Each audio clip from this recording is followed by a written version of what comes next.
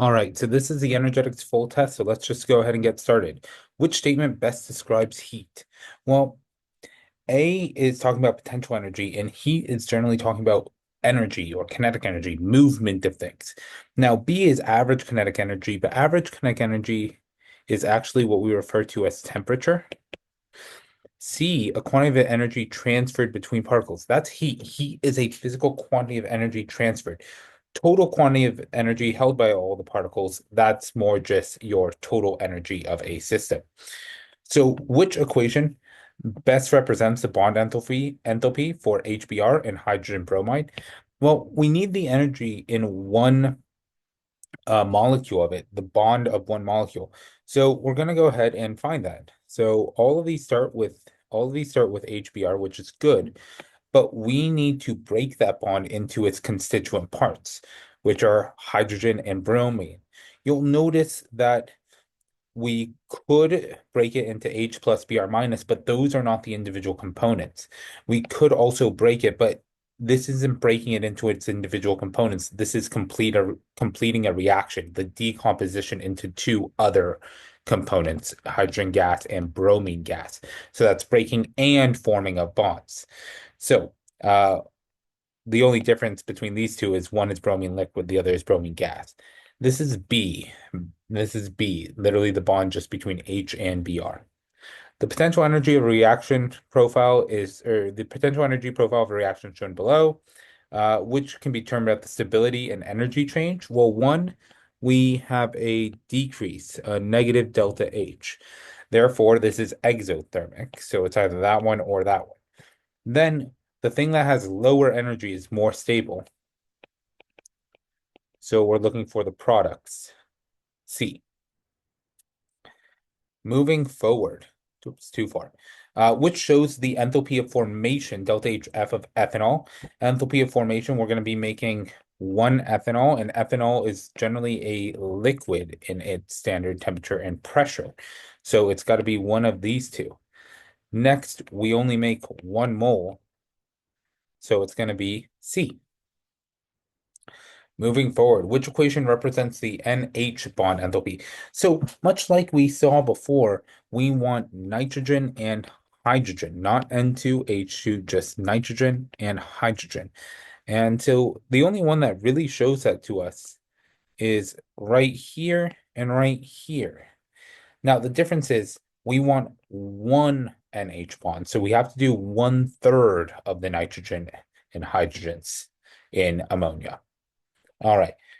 What is the enthalpy change of reaction for the following equation? Well, I'm just going to look for what's on each side. So I see C2H4. That's good. C2H6 is on the products, but it's on the reactants here. So I'm going to need to do a negative delta H. So in this case, that would actually be negative Y to flip it over. That would bring it to the other side. And then lastly, I see H2, I see H2. So that's on the right side. So we just have to add all these up. X minus Y plus Z. That's D. Consider the following equations. What is the standard enthalpy change in kilojoules of the reaction below? So all we have to do is figure out how to make this work. I see that AL is on the correct side, but we don't have enough. So we need times 2.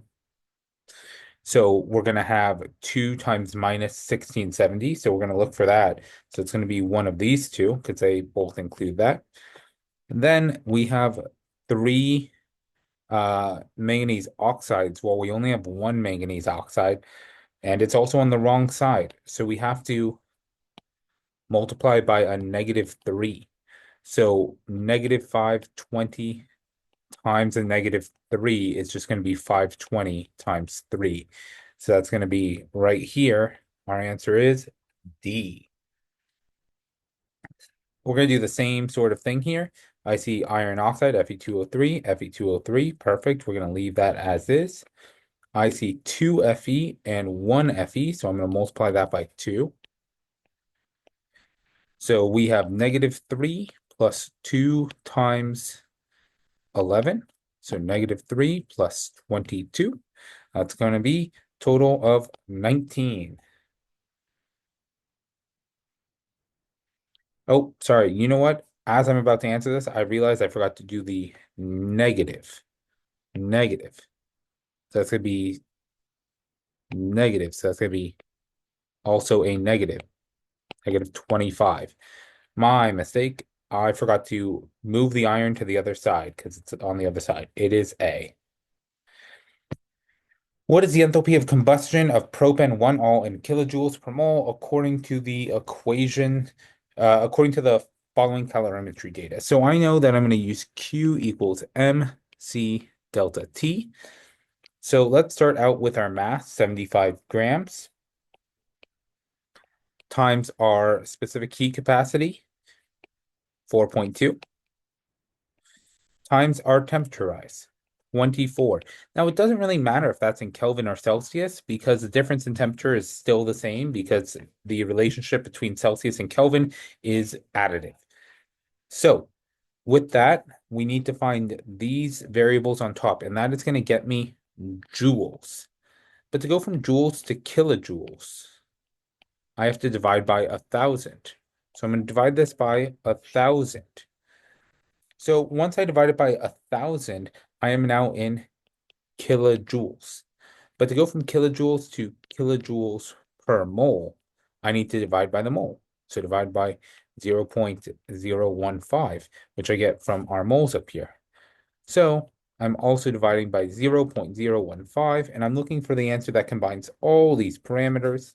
Now, that's this answer. You might say, Mr. Garcia, why is there a negative sign and no negative sign here? Well, the difference is I did Q equals MC delta T of water. And water gained this energy. Therefore, that meant propane 1-ol lost that energy. So I should theoretically have a negative as I move from the Q of water to the Q of propane 1-ol. All right, moving forward to number 10. What is the delta H in kilojoules for the reaction below? We're going to do the same thing that we've been doing. I noticed that nitrogen is on the reactant side, but it needs to be, oh, whoops, sorry, making mistakes here. We have this reaction right here. My mistake. So I start with N2H4, which is on the correct side in the correct amounts. I look for ammonia in the next one. It's also on the correct side in the correct amounts. Last thing I have to look for is anything in this. And I notice the hydrogen's on the wrong side and also in the wrong amount at first.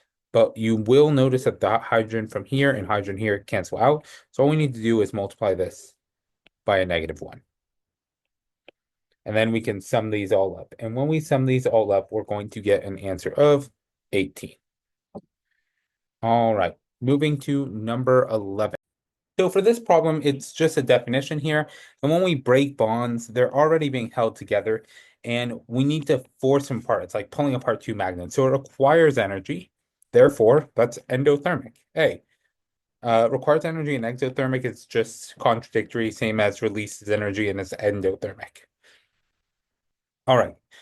Number 12. Number 12 is a bit of a blast from the past, but we have to look at this. Gas A reacts with B to produce AXBY. And what we're learning here is that when we do 20 and 20, we get 10 of this and we get 10 of A unused. Unused. That doesn't mean A is another product. It is not being produced. It is just not being consumed. What that means is that for every one of A, for every one A, two B are being used. Which means that we have two A's, one B, and that would create a place where we have to then look at the ratio that we are therefore using. Or sorry, oof. Let me go back here, my mistake. Sorry, it's literally this. For every one A, we have two B, therefore it is D. My mistake. Sorry about that. Moving over to 13. Which transition in hydrogen emits visible light? Anything that goes from high to N equals 2. So we have 2 that go to N equal 2, but it has to be D because N equals 1 to N equals 2 absorbs energy. Absorbs. light energy. Well, this will release it. All right. Which species has the same electron configuration as argon? Well, for this, we need to look at the periodic table, so I'll go ahead and insert one for us once it loads up.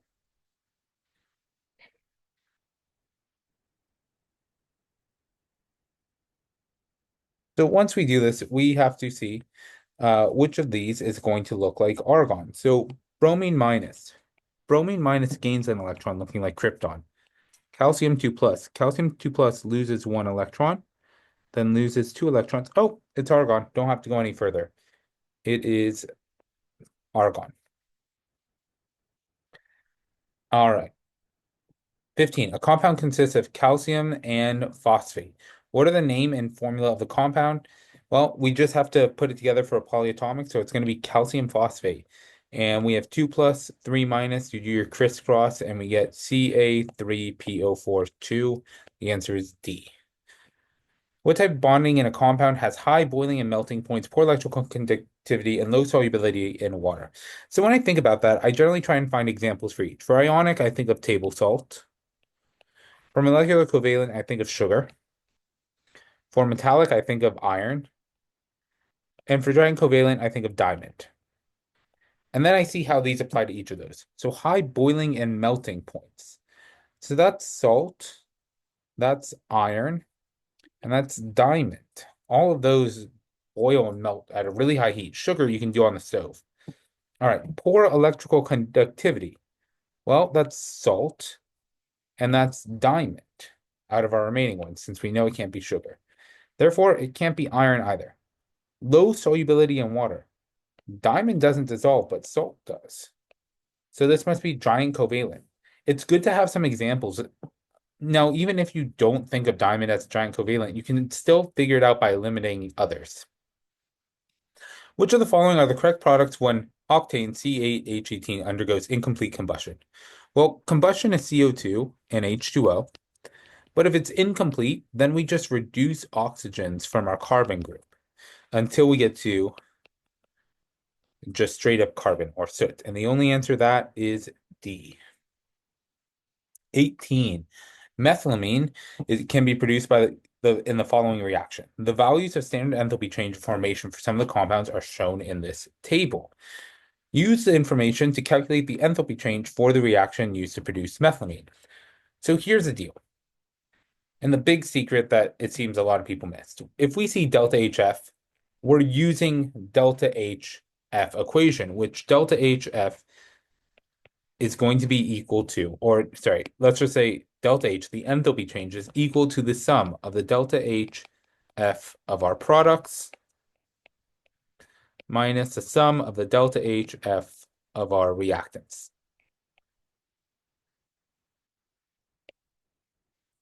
And I know that because I see somewhere in the problem, literally anywhere in the problem, we have delta HF. Therefore, I'm using the equation that has delta HF. So when I work this out, I find that delta H is equal to our products, which are CH3NH2, methylamine, and that is going to be negative 23, plus our other product, water, negative 242. And I'm going to subtract that from CH3OH, methanol, negative 239, and NH3, negative 46. Oops, got to add those together. Can't forget to add. When I do that, I get negative 265 minus a negative 285. I get positive 20 kilojoules per mole. All right, and that's your answer. 19. Which of the following statements regarding renewable energy and non-renewable energy are correct? Natural gas is non-renewable source with uneven global distribution. True. Coal is renewable. No. Coal is not renewable. Solar power is renewable. True. B, 1 and 3.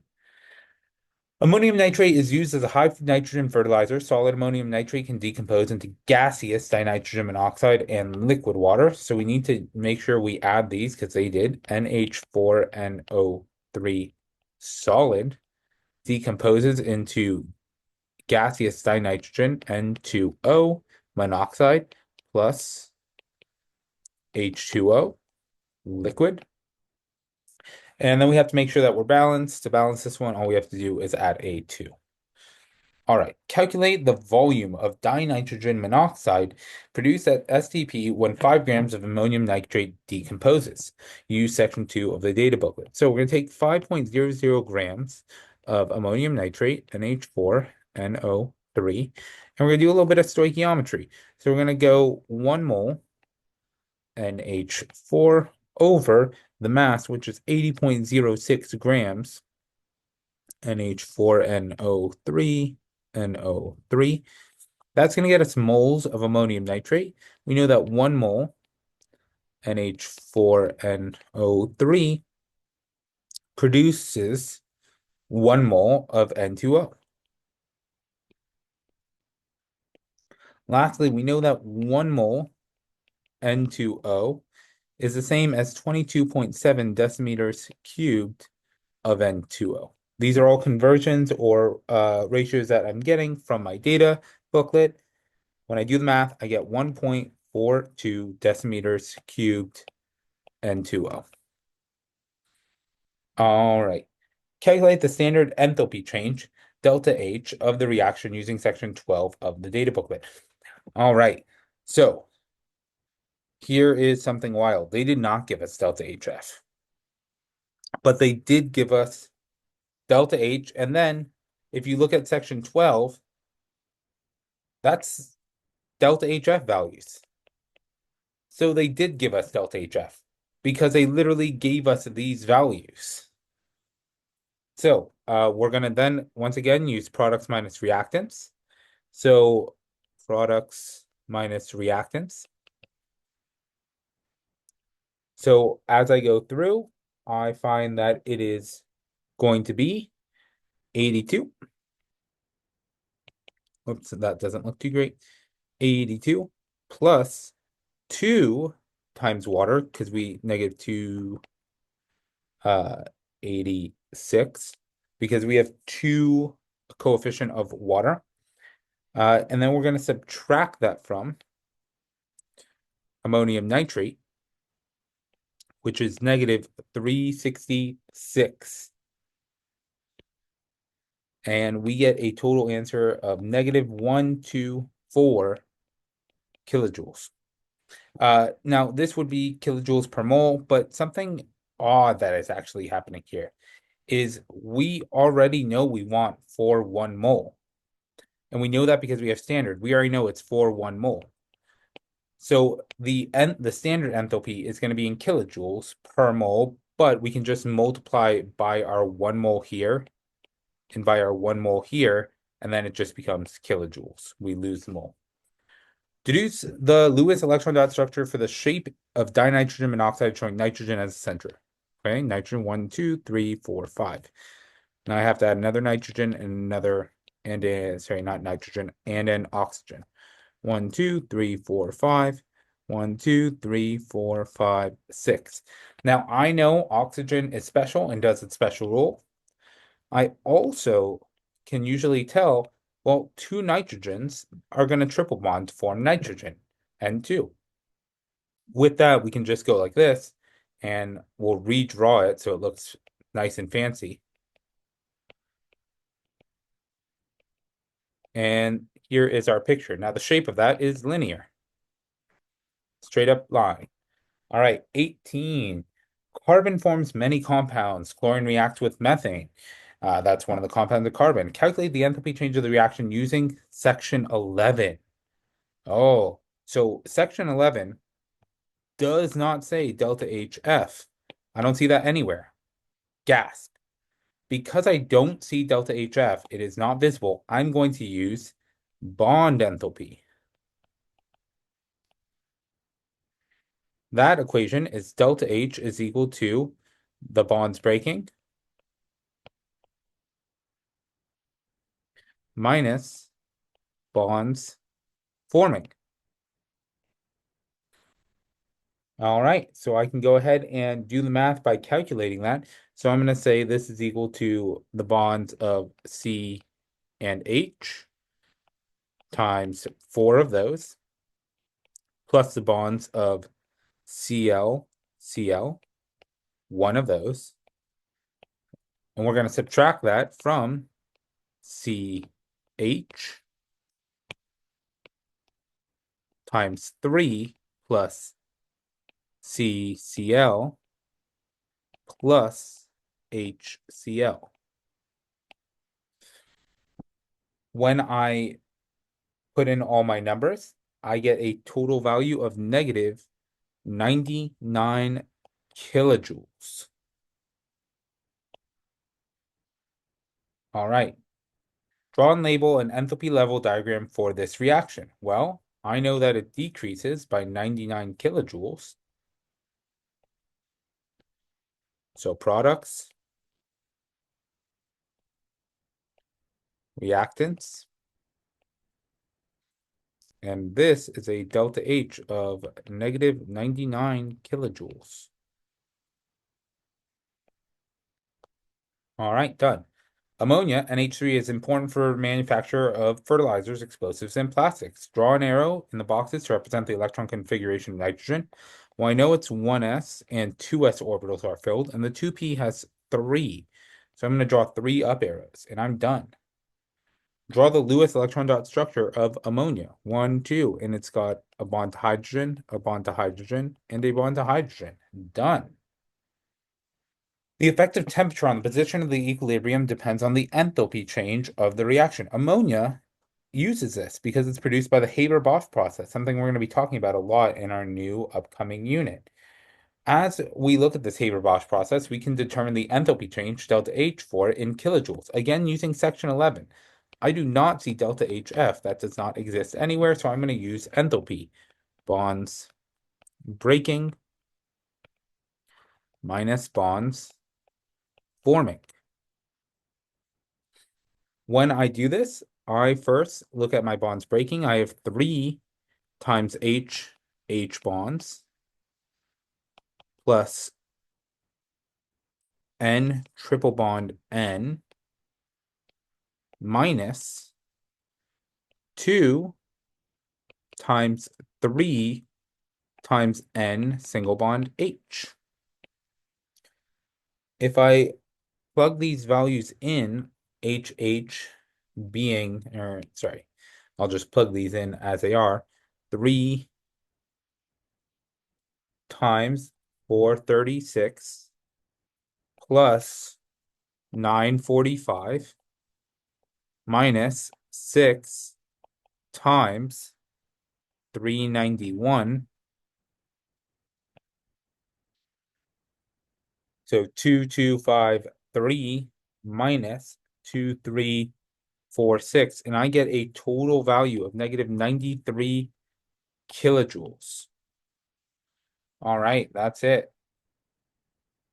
But now we're going to calculate it in kilojoules using the following data, which my data disappeared, but what it basically said was delta H of formation is equal to, delta H of formation of ammonia, NH3, is equal to negative 46.2 kilojoules per mole.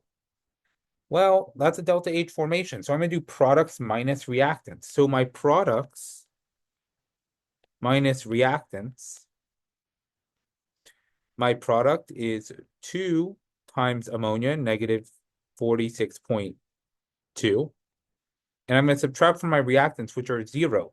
The reason I know my delta H of formation is 0 is because delta H formation is equal to 0 for all elements in natural state, which for our hydrogen and nitrogen natural state is diatomic, which is just going to be negative 92.4 kilojoules. All right, the last question. Why did the values obtained in D1 and D2 differ? Well, These values differed because bond enthalpy is an average value. It is not specific to the molecule. All right, that's it for this video. I'm going to post another one with the HL section of the test after as well.